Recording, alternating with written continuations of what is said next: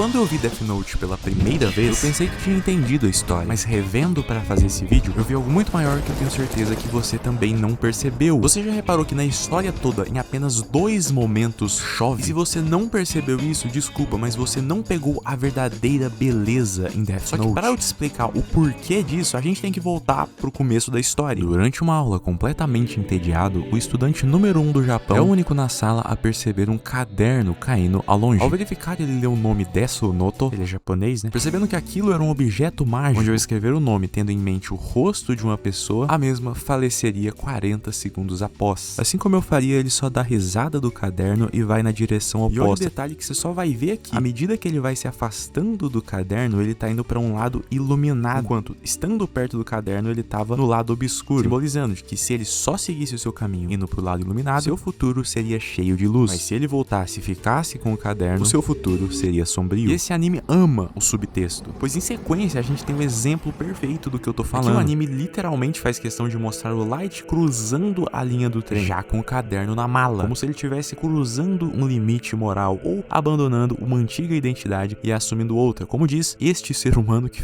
eu não consigo pronunciar, que escreveu um artigo científico lendo Death Note a partir de uma ótica freudiana. E na visão dela, esse momento simboliza a travessia do superego. O que é isso, você me pergunta? Eu vou te explicar usando o próprio exemplo do Light, que ao pegar o caderno, ler as regras e saber como ele funciona, sabe que matar é errado. E dentro de sua cabeça, quando ele o faz pela primeira vez, existe um conflito moral. E presta atenção nessa palavrinha, já que logo após isso, ele começa a se justificar, abandonando e deixando de se importar com a moralidade tradicional, fazendo ele criar a sua própria moral. E o que você não percebeu é que a partir do momento que ele próprio cria a sua moralidade, ele começa a se enxergar como um deus. E você pode achar que eu tô viajando na maionese com tudo que eu tô falando, mas a partir daqui, o Light não demonstra nenhuma emoção genuína em sua jornada. Eu já fiz outro vídeo explicando sobre, mas o momento de maior psicopatia ou de maior humanidade, depende da sua interpretação, do Light Yagami na história é quando o seu pai morre. Mais pra reta final na história, o Raito, já no comando da operação, tinha a oportunidade de separar o rei da rainha no tabuleiro de xadrez. Se ele conseguisse interceptar, e interprete como quiser esse termo, o Melo, sucessor do L, muito provavelmente o Nier jamais conseguiria ganhar do Light sozinho. Por isso ele sabia que precisava ir com força máxima pra cima dele, e se lembra desse termo que eu tô usando, força máxima, pra poder ganhar esse jogo. Tudo pro Light é um jogo. E guarda isso na cabeça também, pois o preço disso é o falecimento de seu pai. E no meio de tudo isso se fere gravemente. A questão, Chuchu, é que ao ver o seu pai no leito de morte, a única questão que passa na mente do nosso psicopata favorito é que na sua frente tem uma grande chance dele ganhar do Melo. Ele não enxerga mais o seu pai como um ser humano ou até mesmo como seu pai, apenas como uma oportunidade de te ajudar a vencer um degrau na escada.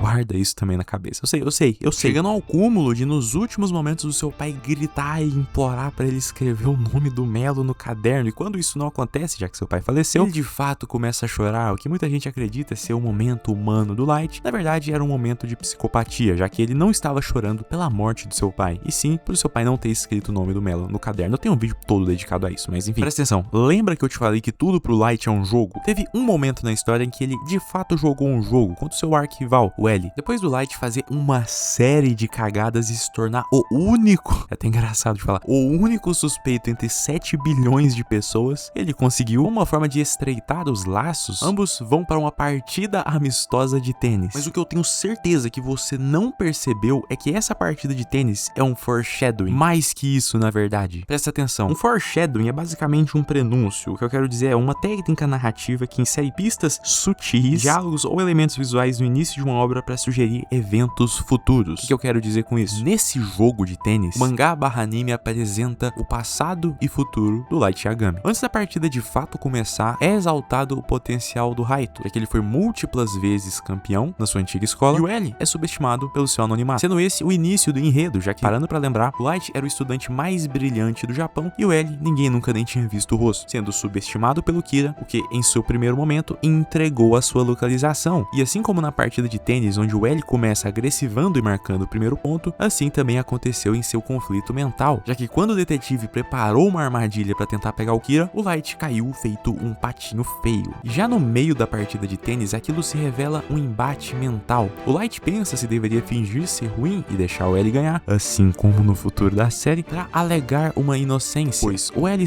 sabe que o Kira não gosta de perder. Logo, se o Light perder e ficar bem, aquilo seria como um álibi para sua inocência. Porém, o Light é o Kira e ele não gosta de perder, respondendo à altura. E um ponto curioso que o amigo Aizen levantou no vídeo que ele fez sobre Death Note é que durante essa partida, em inúmeros momentos, a direção dá um destaque na bola saindo das 4 linhas da quadra, o que é ignorado pelos juízes da partida e pelos players. Exatamente como no anime. O Light e o L agem. O Light eu não preciso nem falar, ele sai matando todo mundo. Já o L sequestra, faz uma tortura psicológica com a Misa, por exemplo, que é algo completamente fora da linha do que um detetive pode fazer em uma investigação. Ou melhor, do que um ser humano pode fazer. Principalmente vindo de alguém que se declara como a verdadeira justiça. E ainda sobre o pensamento do Light tentar provar a sua inocência por essa partida, mais pra frente na história, um ponto levantado pelo Ryuzaki é que se você é inocente, você não precisa mudar, apenas seja quem você é. O tempo provará que és inocente. Pensamento que retorna momentos antes da desgraça acontecer, quando L diz pro Light: você é inocente demais, o suficiente pra ser suspeito. E focando nesse momento onde o Light e o L estão no telhado pegando chuva, existe uma linguagem no cinema muito utilizada pelo Akira Kurosawa, que é utilizar o clima como um elemento narrativo. Existem 2 momentos chave em que chove em Death Note. Um é minutos antes da morte do L, onde o Ryuzaki faz a clássica pergunta pro Raito: alguma vez na vida você já falou a verdade? Além disso, ele clamava escutar sinos, algo que simboliza diretamente a morte. E presta atenção, lembra que eu citei a importância narrativa da chuva no anime? Pois é, momentos antes do L morrer, a direção faz questão de frisar na chuva. E faltando 2 episódios pro anime acabar, quando o Light está se dirigindo para o galpão para encontrar o Nier, adivinha só?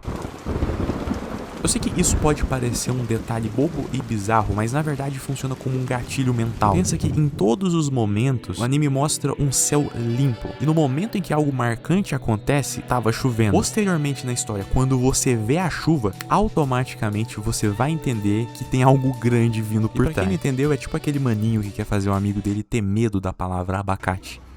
Abacate!